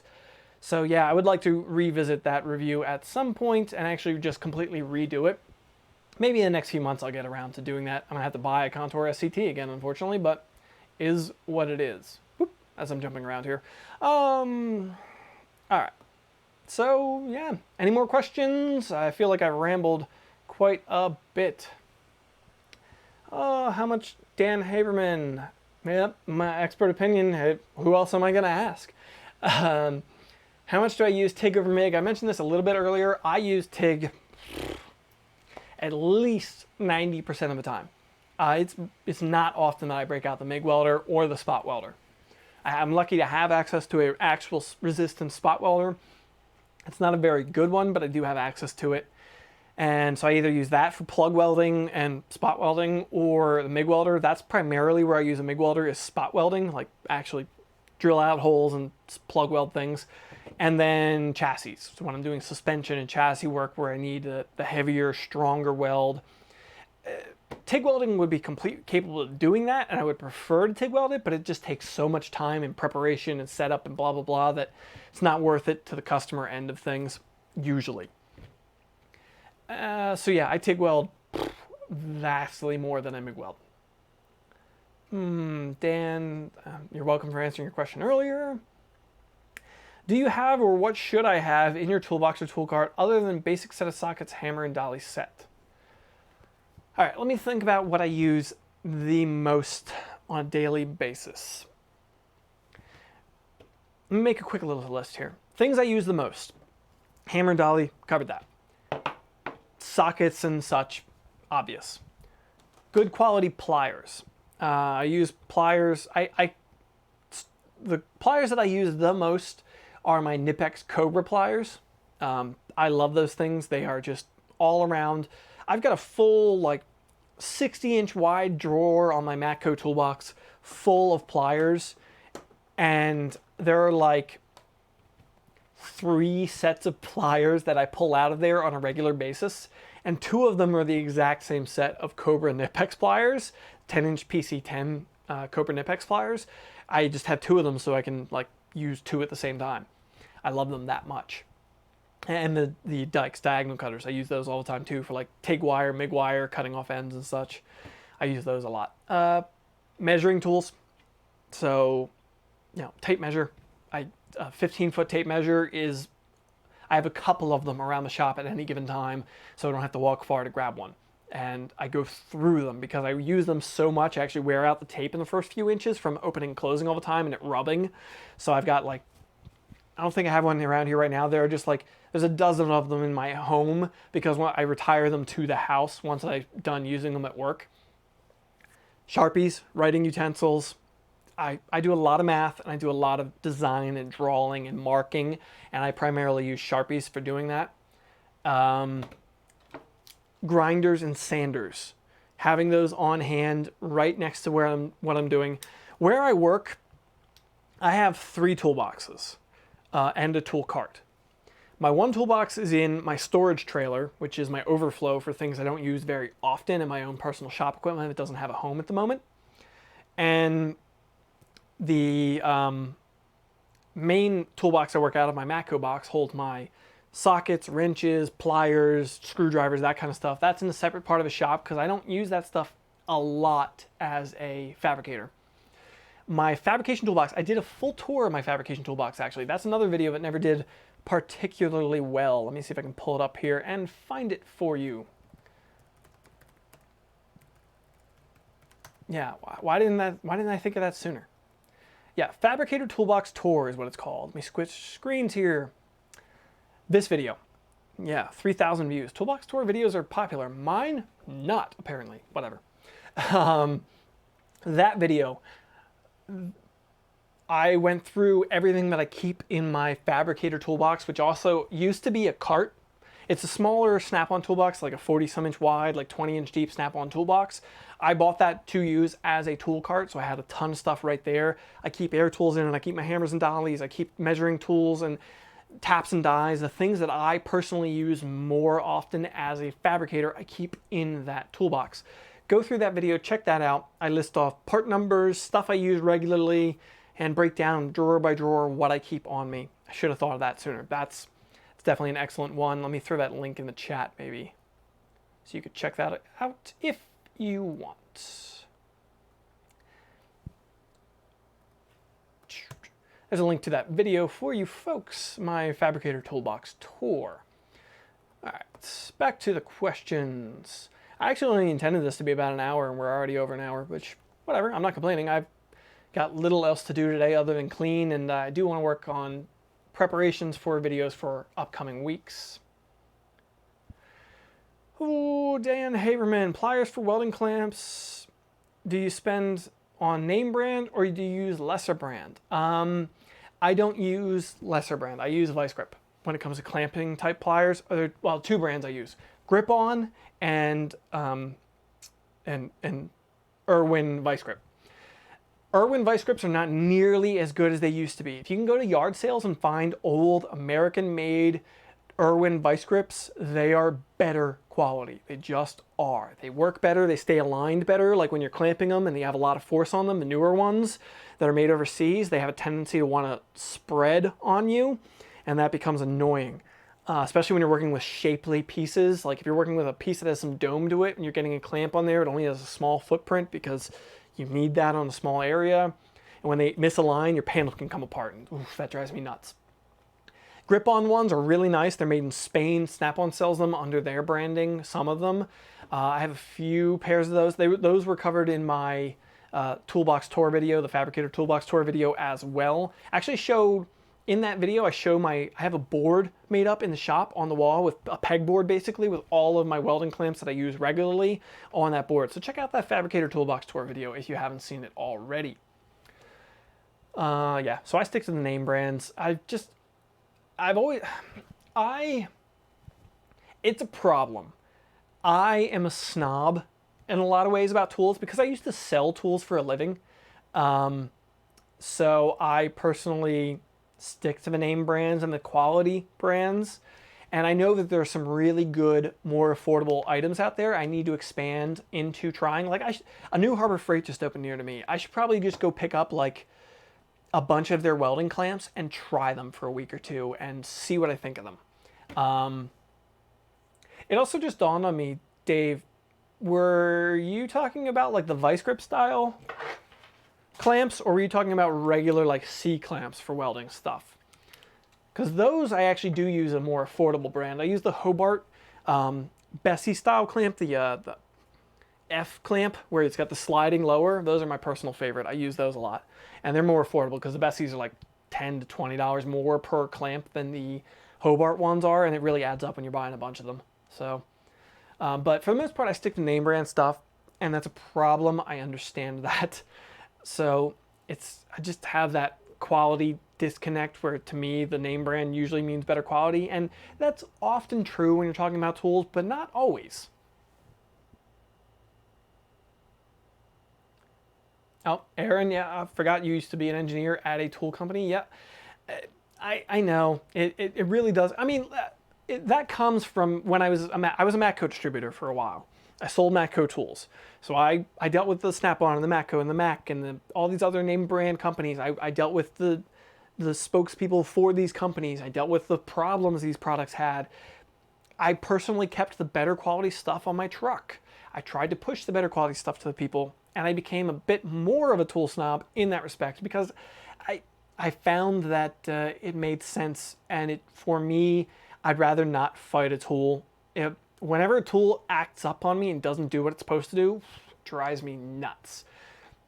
That said, I'm not trying to, this isn't a pitch though. Sunx Tools has been a sponsor of the channel for a little bit now. I'm sure some of you have noticed. They've been sponsoring videos, and they're good folks. Everybody I've met from the company has been really great. I've liked them. and I have used some of their products for years now, but I've been trying more of their hand tools lately. They sent me a few of like these small precision pliers, and then like ratchets and wrenches and that kind of stuff. And I've been trying those out to get a feel for a more affordable option for people. So I'm not just telling everybody, go buy Snap-on, go buy Matco, spend hundreds and hundreds of dollars.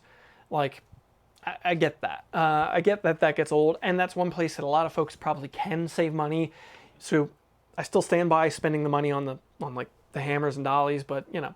But I've been really impressed with the Sonex ratchets and wrenches and those. I'm not going to claim they're as good as my Matco tools or my Snap-on tools, but I have been impressed with them, especially for the money. I've got like a wrench set from them, a full chrome wrench set in a tool roll. Goes from like 3/8 to 1.25 or 1 3/16, somewhere around there. And it's like a $50 wrench set. And honestly, decent set. I enjoy it. I like it. Oh, Paul's Garage checking in. Hello. Luke mentioned you misspelled my name earlier. I ignore it at this point. I'm 33 years old. I forgot my age for a moment. I'm 33 years old. Allen is the more common way of spelling it in my experience. I accept it. Thank you for correcting yourself, but is what it is. I don't even bother correcting people most of the time. If it's important, legal document of something, of course I will. Oh, getting back here. I know there was another question I missed. Plain Sean, sorry, coming back to you. I did a video, you asked about metal shears, type and why. I did a video about that at one point, one of my Tooltip Tuesdays. Tuesday snips. Yeah. Did a Tooltip Tuesday about metal snips, what I use. I use Midwest Aviation snips, offset design. That is what I primarily use. I find, I find I've tried other brands, Milwaukee's and Vis, whatever you want to say. I've tried these other brands. For me, the Midwest ones are just better. They require less cutting input, less force, less hand pressure, in my opinion. They catch less. They don't get stuck. They have a good tolerance between them. Rarely have material get stuck in between the jaws of them. I don't have them spread out the jaws when I'm cutting with them. I really, really, really like them. I need to reach out to the folks at Midwest because I'd like to partner with them and try and do maybe some type of dedicated video or something and promote their products. They're USA made, they're good quality, I believe they're lifetime warranty. I really believe in them. I like them. They are the best ones that I've used. For the longest time, I didn't get why people used hand shears all the time. And I figured out that it was because I had bad hand shears. I had like a Craftsman set, and I had them since I started as a mechanic over a decade ago. And they sucked. They were terrible. They couldn't cut like 20 gauge aluminum worth a damn. My Midwest ones, I cut 16 gauge steel with them on a regular basis. It requires a fair amount of hand strength, but they do it. And I really, really like them. I highly recommend them. And they're really, in my opinion, they're very affordable for what they are. They're cheaper than, say, a Snap-on set. And honestly, they're superior to the Snap-on set. So, yeah. Midwest snips, my go-to. Paul's Garage, you only have this. Yeah, I tried the Vis. I've never owned them. I've only tried them at other people's shops when I was working with them or taking classes or something. And I was never impressed with them. I don't know if the ones I tried were worn out. Can't say. And I know Vis, I want to say it the German way, Vis. I want to say that they just came out with a new high torque or better version of their snips. And I want to give those a fair shot, try them out. But, I forgot to turn on my backlight. 1 second. I've been on this stream for an hour now and I forgot this. Ugh.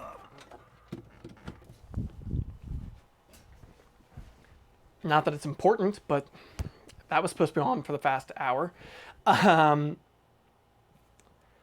Paul says they get worse over time. All snips are going to get worse over time.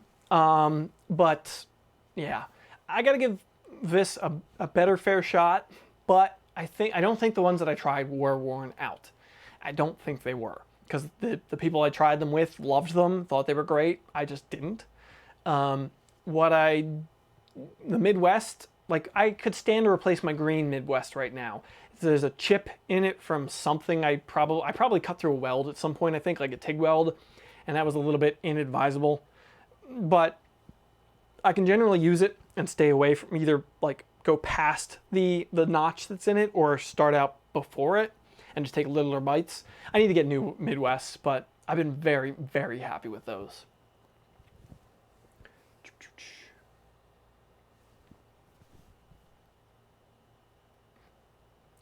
Yeah, I really do recommend. I think on Amazon right now, let me double check. I think a pair, the right and left of the Midwest snips are $34, I want to say. Double check on Amazon. Midwest snips. Offset aviation snips, $32.99 on Amazon right now. So, yeah. Yeah, $32.99 for a pair of them. I recommend them, especially at that price. It's hard to beat.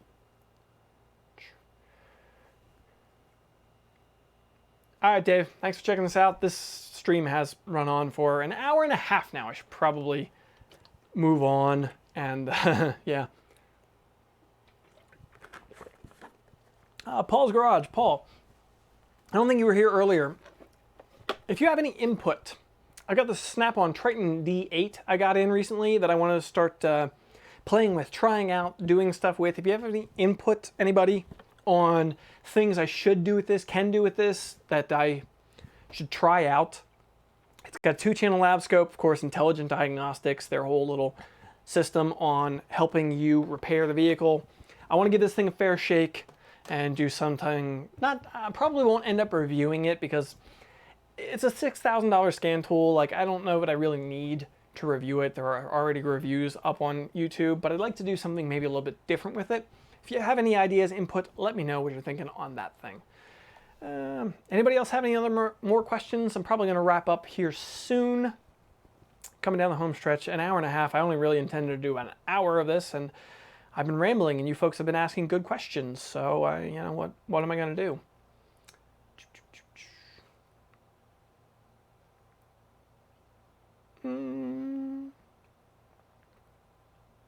I need to learn how to do these live streams. I don't think I'm going to do them regularly by any means, but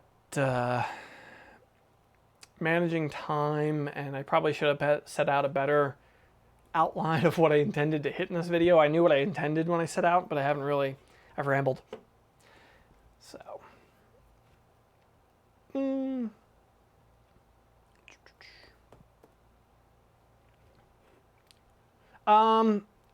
while I consider what I should be doing here, live streams are good for rambling. Yep, they are good for that. I thought I might be like struggling to talk for an hour. I've been going for an hour and a half now, and I could probably keep going if I really wanted to. I'm an introvert, so it's very strange when I get going and keep rolling like this, but whatever. Let's go talk about real quick. Switch screens. I got the merch. I have merchandise. If you haven't checked it out, I'm pretty sure you haven't because I know how much has been sold. It's not a, like, I don't have inventory. I'm working with Teespring, teespring.com/store/HotRodHippie. I've got, a new t-shirt design. It's a really simple, just my logo on the front of a t-shirt, nothing on the back design. So that t-shirt design is available. There's stickers available. There's hoodies available. There's even toddler stuff. Got my nephew a little t-shirt for him. He's 11 months old. So there's all kinds of options for stuff for that. Whatever. At the end of the day, I'm not looking to get rich off YouTube or anything like that. I just need to get real with you folks. I need to pay the bills. I need to make sure that as I'm producing videos that there's a reason, that it makes sense. And unfortunately, AdSense revenue doesn't pay the bills, at least the way I produce videos. I travel a lot to produce videos. I buy quality equipment. And I know these are choices on my end. I fully understand that. But doing that stuff requires money, capital, keep things rolling. So, you know, I'm just trying anything I can like that. T-shirts, Patreon is also another one. You can support me on Patreon if you are so inclined. Patreon.com/HotRodHippie is that channel, or is that way of going about things. There's a few of you already. I'm going to be doing a giveaway this coming week on Instagram, actually. So all of my Patreon supporters are automatically entered for that giveaway. I'm gonna give away a few Sunix things. I'm close to 3,000 followers on Instagram, so I'm gonna call it my 3,000 follower giveaway. I think I'm like 45 away from 3,000. So hopefully the giveaway will get me to 3,000 and justify giving stuff away. Paul had a question. Do you wear gloves or do I work barehanded when I'm working with metal? I do wear gloves. I mentioned this a little earlier in the stream. I didn't go in depth with it, but I do wear these black nitrile gloves, the real thin ones. There's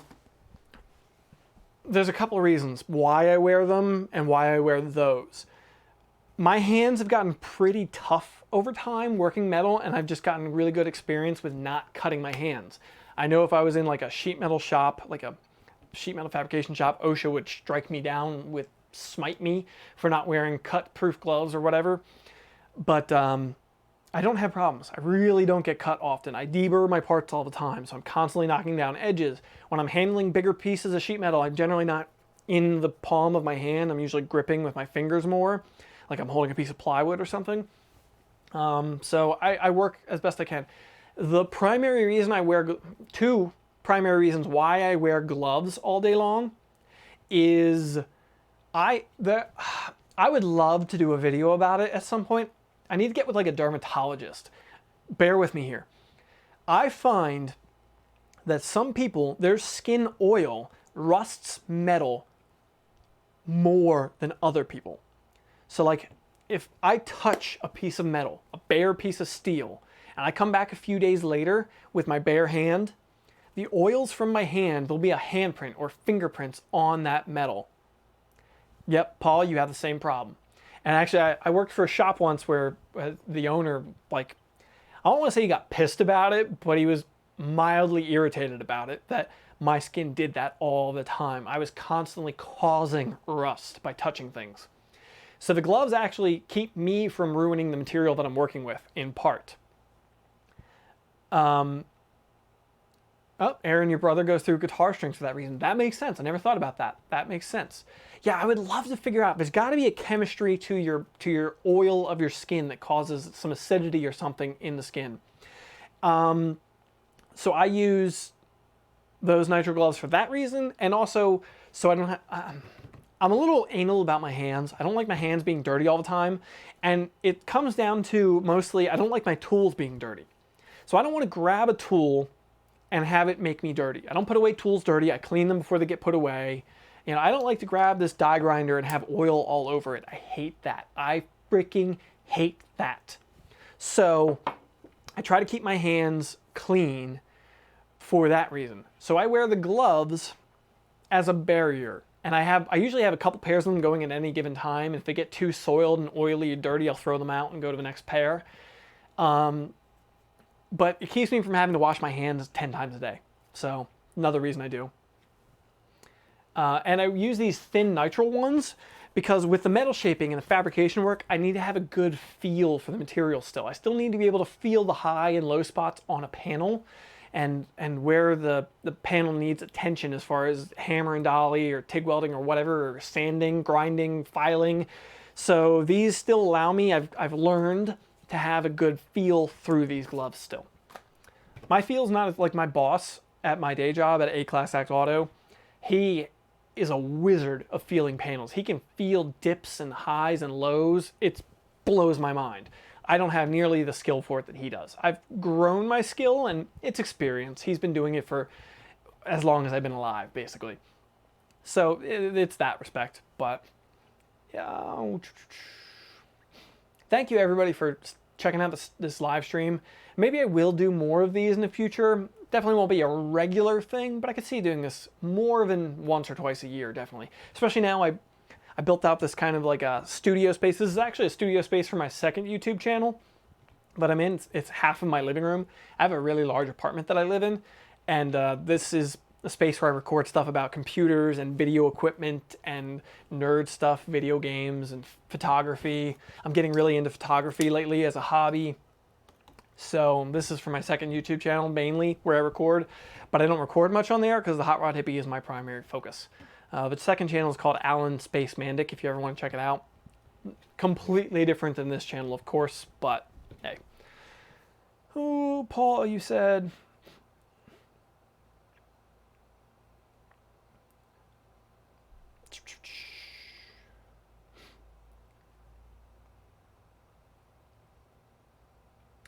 your hands are filthy nonstop, but it definitely... Yeah, everybody in my shop where I work, we all wear gloves. We all wear these black nitrile gloves. They hold up okay. I use lacquer thinner a lot for stripping off marker and oil and stuff from panels when I'm working. And so they hold up okay to the lacquer. Better in latex. Latex falls apart like that right away. So they get the job done. Keep my hands clean, keep me moving, working. I think we've probably covered... Oh, got another question. Do you know the chemical that works for stripping Zybart style undercoating? I'm not 100% what you mean by Zybart undercoating. I'm looking it up right now. Is Zybart undercoating the paraffin wax kind of a petroleum mixture that's really popular right now? I hate that stuff. I hate that stuff so frickin' much.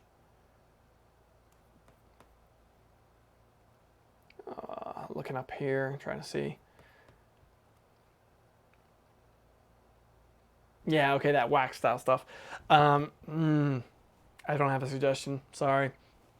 Thankfully, I don't have to deal with that. I'm working on restorations for the most part. I have to deal with the old tar, nasty undercoating, which sucks. And I have a process for that. I need to do a video about my process for stripping undercoating. It's by no means a... it's by no means a... How do I put it? It's not cheap the way I do it because it requires one tool that most people don't have. But my method works so well. I'll get around to making a video about that. Mike chimed in with it being oil-based. I believe you're right about it being oil-based power washer. Power washer is probably a good recommendation. That stuff, I don't think it has anything more than just the oil cling factor to it to keep it. That's why it has to be reapplied every few years. So maybe like if I was you, I'd try a pressure washer with a hookup to dish soap. Might be a decent option to try. I can't say it's gonna work. If you have a hot, like a steam style pressure washer, would be even better. I don't understand that undercoating. I get why it exists. Rust, especially with nowadays, I live in New England, I know. When you're talking about like the brine that they put down, gosh, that stuff is awful. I get it. It really tears up cars. But here's the thing I don't get. These oil-based undercoatings that they're using, petroleum eats rubber. And I've definitely noticed over the past few years, I think I've noticed that an increase in bushings deteriorating faster. And it's probably a combination of the rubber being a different material than it would have been in the past, being a lower quality because they're producing it cheaper and faster. But also, I think it has something to do with things like this stuff. Between the brine and the that undercoating stuff. Oil eats rubber. Petroleum products eat rubber and polyurethane. It will damage it over time. So I don't understand spraying the underside of your car like, oh, my control arms didn't rust, but my bushings are gone, so I need new control arms anyway. Where it's cheaper to put new control arms in than it is to replace the bushings. I don't know. I'm not in the repair world enough anymore. You know, it used to be my world, but now I work exclusively on restorations, customizations, so I don't have as much experience in that world as I used to. Yeah, we're all agreeing that we hate that brine. I hate it, but I also like being able to get around in the winter, like not having to slide, especially, I'm not complaining about my job, but I've noticed over the past like I lived in Texas for a few years. About 10 years back, I moved to Texas, and then I moved back to the Northeast. And I swear when I moved back, employers in general don't care about snow. It's kind of the I walked uphill both ways in a blizzard to get to school mentality about getting to work. So like they don't understand. Like I drive an hour and 20 minutes to get to my shop now, and I am not complaining about my day job. I completely agree. Yeah, not dying in a wreck is a plus. I still hate the rust. I completely agree. That's what I love about those under car spray off washes. Whatever. My complaining there is just like it's not always the easiest to get around in the winter. It's just life. We have to deal with it. Mike, solid point. Mike makes a point that yes, the oil will eat the rubber, but it's better than a rusted out car. Fair. Fair. It is definitely easier to replace bushings or control arms than it is to replace floorboards. Yeah, I get that. Especially, I know a few people who make money just off of patching stuff to get through inspection so people can keep driving their car. Is what it is, especially in New England or Canada. So, yeah, this winter or two, I switched to putting snow tires on my car on a regular basis, and I find I never understood that much, and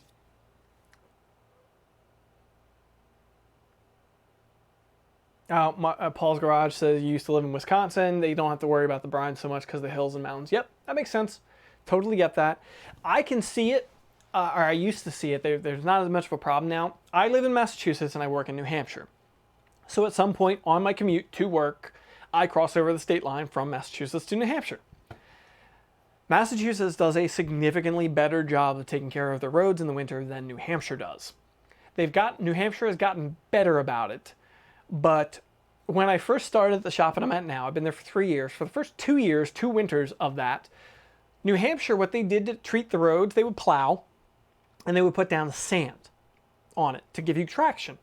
I get that. But they're full of mountains and hills and twists and turns. And it was so slick. And like I used to have such a problem where there's a few really big hills getting to work, and like tractor trailers would get stuck on those hills repeatedly because all they did was they didn't even like scrape when they plowed it, and they put down sand. It just didn't work. This past winter they finally started either salting or putting down the brine. I forget which offhand, and it works. It just works. It was significantly better this winter, and putting snow tires in my car also made a big difference for me personally. Since I drive an oh so cool Prius, everybody hates that. I get that, but I drive 70 miles one way to work, so I think I'm justified in driving a Prius. Yeah, it's this whole de-icing and dealing with this ice and the snow and all that. Such a silly, boring. I don't know. There's no good answer. People need to get to work. Cars need to not break it down. What do you do? If you drove your car that far, yeah. I changed my oil a lot. I need to do it right now, especially because with the channel, I was in New Jersey twice this past month. Drove down there to record videos and such, so I need an oil change.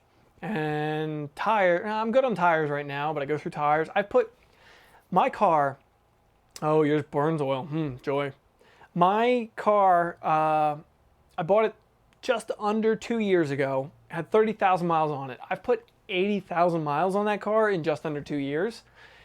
So, which I'll give it this, I've done nothing to that car except air filter, oil changes, and tires. I haven't even done brakes on that car. The regenerative braking is really good for taking care of the brakes. Big long downhills, I don't even need to touch brakes most of the time. So yeah, the car's been treating me really well, but it definitely saved me some money switching to the Prius. Obviously, car payment versus gasoline and all those expenses, whatever. Any other questions? I think I'm probably going to wrap this up in a minute here. We've been going for almost twice as long as I intended to go for. Whatever. You guys have had good questions. I've enjoyed this. Definitely, I wasn't sure what to expect out of this. So not a crazy turnout, but I cannot complain about that. So any other questions? I'll switch out screens here. I just want to ask you folks watching my videos, I really appreciate everybody who watches the videos. And I appreciate you for coming around and watching repeatedly, subscribing. But share my videos, please. Mention it to people. And all of these things, they really matter and they are important. Liking the videos, commenting on the videos, sharing the videos, and subscribing to my channel. Over 85% of my views on my videos are from people who aren't subscribed. So I have 11,600 or something like that subscribers at the moment. If 85% of the people watching my videos aren't subscribed, then like I should be closer to 100,000, you would think, at that point, if people just hit the subscribe button. And I understand not everybody's gonna do it, or they just watch one video, they don't come back. Is what it is. But please consider sharing, spreading the word. I appreciate it, I really do. Appreciate the comments everybody leaves. Really, thank you for coming around for this live stream. Thank you for watching the videos. Thank you for commenting, liking, sharing, subscribing, all of that stuff. I really, really do appreciate it. Thank you for the compliment there, Ron. And yep, Ron's been in the chat here for pretty much the whole time, I believe. So, yeah. I guess I'm going to go ahead and wrap this video up, or this live stream up. Thank you for coming around, folks. I didn't cover the review products as much as I thought I would, so maybe we'll do another live stream in a month or so. I don't know. We'll figure it out. I kind of enjoyed this, so thanks for coming around. Thanks for asking questions. Thanks for checking this out, folks. Like, share, comment, subscribe. Check out the Patreon account, patreon.com/HotRodHippie. I really appreciate it. Oh, one last question for you folks. If there's anybody, is 11 of you still here, if anybody's actually still watching, I have one question for you folks. Question for you from me. So Q&A for you this time. Car show videos. Do you care? Because they don't get views. I really like making them. I enjoy making them, but they're a big cost. You know, I have to go to these car shows. Like I've got, I've reached out to the good guys for the Ohio Columbus car show coming up in 2 weeks, or next weekend actually. And it's like a 12-hour drive for me. I got to crash at a friend's place or something, gas, fuel, all that stuff. And the videos only get a few hundred views at best. And like,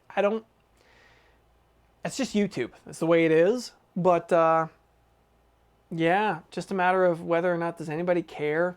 Do you enjoy them? Is there something I could do to change them that you think would make them more appealing to people? I know a lot of the time my car show videos are just me showing cars and just music. Okay. Ron, you like tool reviews more in the car show? I get that. Totally get that. So yeah, is there anything I could do to make them more interesting? Like I'd like to do more interviews at car shows, talk to people about their cars, or do features on cars, maybe a specific project I could bring and have somebody like talk about their car, the build process. Like I do the shop tour series, I'd like to start featuring cars in a similar vein, have somebody talk about their project and the struggles they had when they were building it, what they had to do to it, things like that. So hopefully in the future that will be a thing. I actually have 2 of the projects at my day job right now. We have discussed, myself and the owners of those cars have discussed doing feature videos on the cars themselves. So not only would those be features on the cars, but those actually be features on cars that I have built. Things that I have personally done, so I could really cover like what I did to them and the little details that most folks will never see. That's part of why we're going to do the videos. Like the first one, we'll be doing the video especially so the owner could, he's considering maybe selling it. So, you know, he wants to be able to like present as an ad, like here's the car, here's everything that's done to it. So I think that'll be really interesting to get to. Okay, Ron or Paul, you agree that getting more in depth with cars would make sense. Totally understand that. It's a time commitment thing, but I do want to get to that. So, Bob likes them. Mike, you think car features would be great. Cool. Okay. All right. That's something to think about for going forward. You know, I'm trying to figure out the rest of 2019 right now. I've got a few videos planned, a few products to review, a few tips and tricks, how-to stuff to do yet, and then I've got this year. Definitely have SEMA coming up, SEMA 2019 show I'm going to be getting to. for certain. I've already booked stuff for that. I'm already media access is all lined up. I need to reach out to brands and such to talk about a few things for the show, hopefully. And PRI. I want to get to PRI as well. I was irritated, but I missed PRI last year. Performance Racing Industry Show. They're associated with SEMA. It's more so race car stuff, but I found that it looked like anyway from the coverage I saw, there was more hot rod parts and engine and performance engine kind of stuff there, and I'd like to be able to cover a little bit of that as well. So hopefully I'll get to PRI as well this year. My cousin always goes because he's in the dirt track racing world. So Bob, you asked about covering the car that I'm working on. That was kind of what I was hinting at there. I know the 1958 Chevy Corvette that I worked on, my boss and my coworker have been doing the paint and body work and assembly work on that. I did the fabrication end of it. That's coming down the home stretch. It's almost done. It just needs to go to interior and finish up a few details. That I want to do a full in-depth coverage video about, because that's a car that I worked on. Something, people watch these videos, and some of the people, a lot of you have been keeping up and following and learning about me, and you know what world I'm coming from. But a lot of people don't know that. So I would like to be able to present to them, here's a car I've built, so they can understand what background I'm coming from with the videos and the way I'm presenting them. So that should be happening. The car should have been to interior like 2 months ago. So I'd hope to have that video out by now, but the car's not done. So we will get to that at some point. And then the 55 Chevy that I'm working on right now, 55 Chevy Bel Air, that I've been working on. Check me out on Instagram to see more about that. Instagram is HotRodHippie if you want to check out that. That's where I post most of the like day-to-day kind of stuff. There's going to be a video about that car too, most likely. I've talked to the owner about that. He's open to me doing a video about his car. He's down with that. So that will happen, but not till those cars projects are done. I don't want to show in progress stuff. Like, my boss doesn't want me filming at work, and I totally understand that on any type of regular basis or anything like that. But I could go in on a day off or something and feature those cars and work with that. So enjoy Luke Henry. You enjoy the feature projects, tips, tricks, and tool reviews. Okay, that's the core of the channel, and I know that. I just need to find more time. The biggest constraint I have right now is space. I need to find more space. The space I'm working in right now, like I said earlier in the stream, if you didn't hear me say it, I have to break down my tools half the time. I have to break down things, move them out of the way, take my bead roller out of the space so I can have more room to work. Like, I need a bigger shop space to work in so I can do more project work. Like, I wanted to get into my Triumph motorcycle build. I'm going to build a custom fuel tank for the Triumph. I'm going to build a custom cafe racer seat. I'm going to wire it. I'm going to rebuild the engine, rebuild the suspension on it, maybe build a front fender, a rear fender. I don't know. I don't like fenders on cafe racers, but there's going to be stuff happening on that bike, and I wanted to start on that already, and I actually did try to film a video starting on it, and I just wasn't happy with the result. And it was a few factors limiting, space being the primary focus of the limiting factors. I got to figure that out. That's all me. Just inside baseball, letting you know what's going on, where things are. So more stuff will be coming in the near future. I need to get back to it.